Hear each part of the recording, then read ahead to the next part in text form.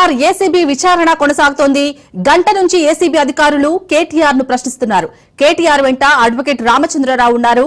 Formula ఈ car racing కేసులో A1 గా ఉన్న కేటీఆర్ ప్రభుత్వ సంస్థల అనుమతి లేకుండానే విదేశీ సంస్థకు నగదు చెల్లించినట్టు ఆరోపణలు ఎదుర్కొంటున్నారు.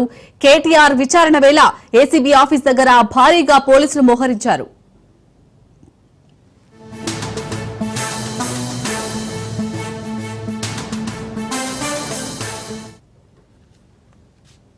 ఫార్ములా ఈ రేసు కేసు విచారణకు హాజరవ్వడానికి ముందు కేటీఆర్ హాట్ కామెంట్స్ చేశారు.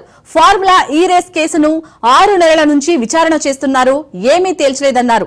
3 సార్లు కాదు 30 సార్లు పిలిచినా వస్తానని, దేనికైనా సిద్ధంగా ఉన్నామని అన్నారు. ఇవాళ అరెస్టు కూడా చేయొచ్చున్న కేటీఆర్ జైలుకు వెళ్లడానికి సిద్ధంగా ఉన్నామన్నారు. జైలుకు పోవాల్సి వచ్చినా భయపడేది లేదని తేల్చి చెప్పారు. నిజం నిలకడ మీద తెలుస్తుందన్న ఆయన 100 సార్లు విచారణకు పిలిచినా వస్తానని చెప్పారు.